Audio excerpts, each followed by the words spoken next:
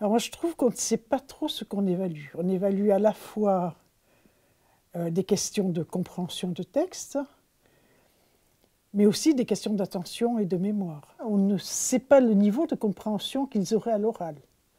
Donc, est-ce que leur difficulté de lecture, qui est manifeste pour certains, est-ce qu'elle vient réellement de difficultés de compréhension en lecture? Pour pouvoir le savoir, il faudra avoir une évaluation de la compréhension orale.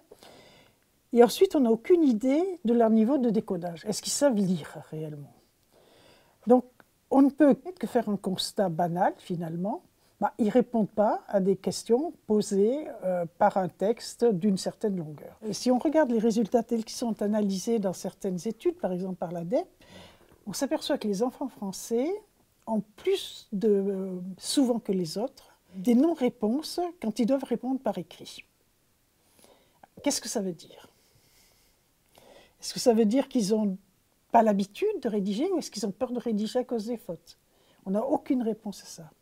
On s'aperçoit qu'en matière de compréhension-lecture, et ça ce sont les résultats des enquêtes auprès des enseignants eux-mêmes, pour Pearl, ce qui le montre, les pratiques des enseignants français sont plus traditionnelles que celles qu'on a dans d'autres pays. Alors c'est un ensemble de facteurs qui fait que les enquêtes sont, d'une part, je pense, les résultats sont difficilement interprétables, sauf à dire que la France est un pays très inégalitaire.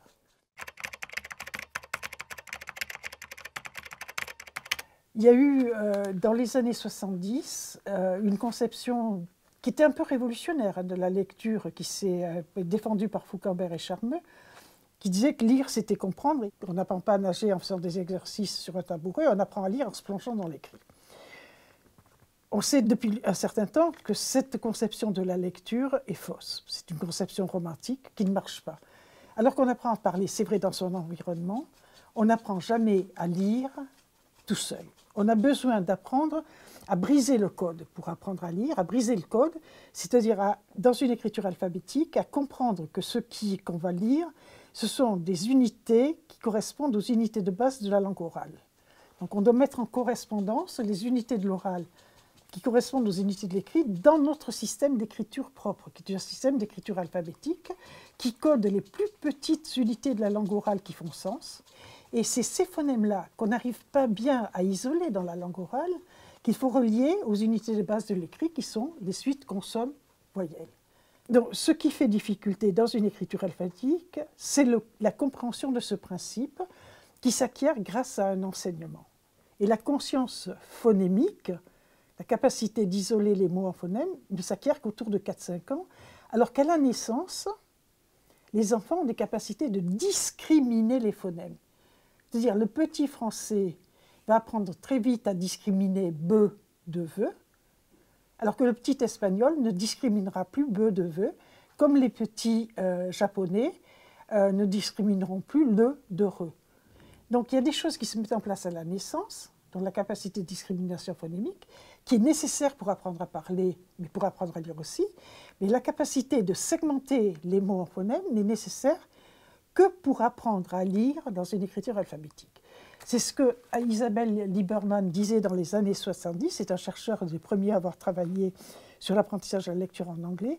Il faut briser le code oral pour pouvoir rentrer dans l'écrit dans une écriture alphabétique. Alors dire ça, ça ne veut absolument pas dire qu'on ne tient pas compte de la compréhension. Bien sûr que la compréhension est essentielle, bien sûr qu'on lit pour comprendre, bien sûr qu'on lit pour le plaisir de lire, mais si on n'a pas automatisé les mécanismes de décodage, on ne peut pas lire pour le plaisir parce qu'on passe trop de temps à décoder. C'est comme si on ne sait pas bien marcher, on ne prendra pas plaisir à marcher. Donc il faut avoir automatisé ces mécanismes d'identification des mots écrits pour pouvoir se consacrer à la finalité de la lecture qui est la compréhension. Mais chez les adultes, les mécanismes d'identification des mots écrits sont automatisés et c'est ce qui leur permet de se consacrer à la finalité de la lecture qui est la compréhension. Les leviers, c'est la formation. C'est ce qu'on essaie de faire au ministère de l'Éducation nationale et qui est beaucoup critiqué par certains, c'est évaluer le plus tôt possible pour voir chez les enfants ce qui marche et ce qui ne marche pas. L'évaluation doit comprendre quoi? Une évaluation au moins du vocabulaire oral, une évaluation de la compréhension de petits énoncés à l'oral et une évaluation, dès que les enfants commencent à savoir lire, de leur capacité d'identifier, de décoder les mots, pour savoir comment intervenir auprès de ceux qui, au bout de quelques mois d'apprentissage, en janvier par exemple, n'arrivent pas à maîtriser les relations graphème-phonème de base et ne sont pas rentrés dans la combinatoire. Alors, d'abord, c'est une excellente nouvelle, bien sûr, que la langue française soit à nouveau au cœur de l'enseignement du français dans les lycées.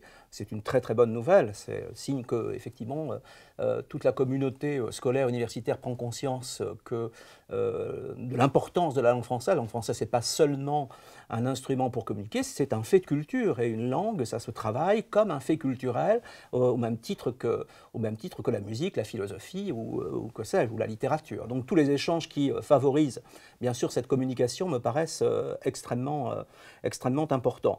Je dirais que c'est d'autant plus important que nous avons le même intérêt, le même objectif les uns et les autres sur cette question de la maîtrise de l'expression et de la maîtrise de la langue française.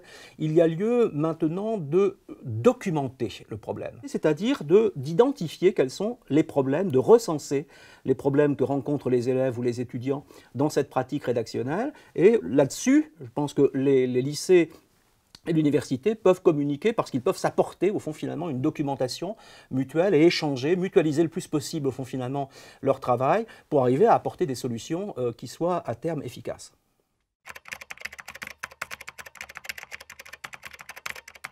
Les étudiants sont parfaitement conscients que ce sont effectivement des problèmes graves. Ils le sont d'autant plus qu'ils savent, bien sûr, que par exemple l'orthographe est un discriminant social, professionnel, qui aura des conséquences nécessairement dans leur insertion professionnelle. Donc ils sont tout à fait conscients de ce genre de problème. Par conséquent, l'idée c'était de leur proposer un enseignement en auto-formation et comme un stimulant, la possibilité de passer une certification d'orthographe qu'ils pourraient éventuellement joindre à leur CV et permettre ainsi d'enrichir leur dossier dans le but d'une insertion professionnelle. Donc la réponse est oui, bien sûr, il y a un vrai problème de maîtrise de l'expression écrite pour toutes les filières considérées, et c'est la raison pour laquelle l'université aujourd'hui s'engage dans des formations dédiées à ce type de problème, avec toute la complexité, bien entendu, que ça représente. En tant que neuroscientifique, la façon dont je vois le cerveau, c'est ce magnifique outil qui nous permet finalement d'observer notre environnement, d'extraire des informations pertinentes dans cet environnement et ensuite de créer des comportements pour répondre éventuellement aux changements dans cet environnement. Et l'espèce humaine a cet outil merveilleux qui est le langage, qui permet non seulement finalement d'échanger sur la réalité commune, mais aussi qui va nous aider finalement à penser et à penser de la manière la plus juste et la plus précise possible. Donc le langage et le sens des mots lui-même est extrêmement important à la fois dans notre rapport aux autres et dans notre rapport à notre propre pensée.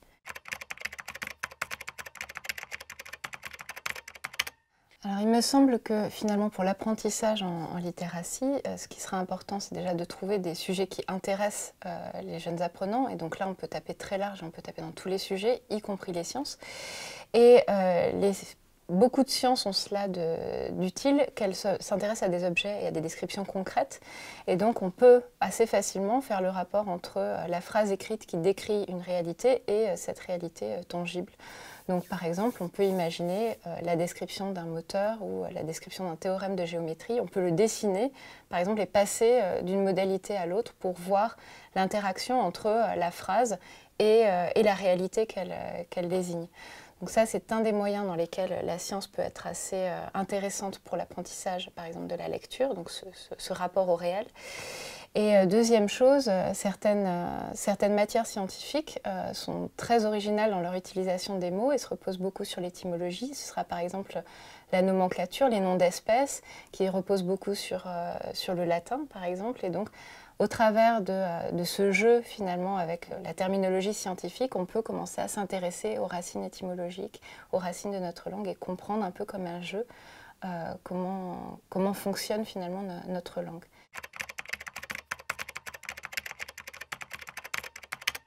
Alors la première contrainte sera une contrainte de temps, c'est-à-dire que l'évolution des sciences n'est pas celle du dictionnaire de l'Académie française. Donc il arrive par exemple qu'il y ait des révolutions scientifiques qui nous prennent un peu de cours et dont on ne pourra pas forcément rendre compte. Et deuxième problème, des contraintes de format, c'est-à-dire qu'on a une phrase et quelques exemples, donc on ne peut pas faire de développement encyclopédique pour justement expliquer vraiment les fondements d'une notion. Et le dernier problème sera qu'entre un savoir scientifique, des fois un petit peu carré, et la langue courante ne se superpose pas très bien. Et donc là, on va avoir justement un espèce d'arbitrage à faire entre une réalité scientifique et l'usage quotidien.